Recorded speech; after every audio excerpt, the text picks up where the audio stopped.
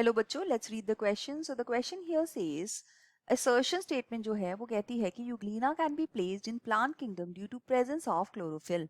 और reason statement कहती है कि Euglena can not be classified on the basis of two kingdom system of classification.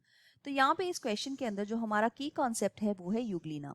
So Euglena एक इस तरह का मेंबर है जो कि ग्रुप यूग्लिनाइड्स को बिलोंग करता है, जो कि प्रोटिस्टा किंगडम के मेंबर्स हैं. So this is in the kingdom protista. तो किंगडम प्रोटिस्टा के अंदर देखते हैं ऐसे ऑर्गेनिजम्स हैं जो कि है connecting link between plants and animals. Connecting link between plants and animals, तो दैट मीन्स इसमें कुछ ऑर्गेनिजम्स हैं जो कि प्लांट्स की तरह बिहेव करते हैं. दैट मीन्स उनके अंदर ऑटोट्रॉफिक मोड ऑफ न्यूट्रिशन है और बाकी जो ऑर्गेनिजम्स है वो heterotrophic mode of nutrition take up करते हैं. सो ऑटोट्रॉफिक मतलब they can make their own food, और हेट्रोट्रॉफिक का मतलब है कि उनको किसी और पे डिपेंडेंट होना पड़ता है या वो holozoic mode of nutrition take up करते हैं, जिसको हम कहते हैं कि दूसरे ऑर्गेनिजम्स को एनगल्फ करना, राइट. लेकिन यहाँ पे जब हम स्पेसिफिकली यूग्लिना की बात करते हैं तो ये एक बड़ा ही टिपिकल एग्जाम्पल है प्रोटिस्टा का, जिसमें मिक्सोट्रॉफिक न्यूट्रिशन होता है. मतलब अगर तो सनलाइट अवेलेबल है तो ऑटोट्रॉफिक करेगा, अगर सनलाइट नहीं अवेलेबल तो ये हेट्रोट्रॉफिक मोड ऑफ न्यूट्रिशन करेगा.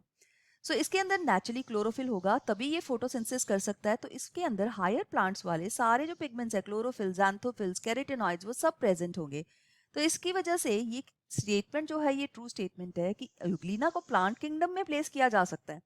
लेकिन जो रीजन स्टेटमेंट है उसमें लिखा गया Euglena can not be classified based on the two kingdom system of classification. अब लीनियर्स जो थे साइंटिस्ट, उन्होंने टू किंगडम सिस्टम क्लासिफिकेशन दी थी, जिसमें एक किंगडम था प्लांट किंगडम और दूसरा किंगडम था एनिमल किंगडम, राइट. सो इन दोनों केसेस के अंदर हम देखते हैं कि एनिमल के प्लांट किंगडम में कुछ ऐसे ऑर्गेनिजम्स थे जो फोटोसिंथेसिस करते थे, तो यूग्लिना को हम इसमें प्लेस कर सकते हैं. तो इस वजह से हम यहाँ पे देखते हैं कि ये जो स्टेटमेंट दी गई है ये एक फॉल्स स्टेटमेंट है. तो यहाँ हम कह सकते हैं A is true, R is false. तो सी ऑप्शन जो है इस क्वेश्चन के लिए बिल्कुल सही आंसर हमारा इस यहाँ पे बन जाता है. So let's mark this as the right answer for this question. So I hope you have understood it well. All the best. Thank you.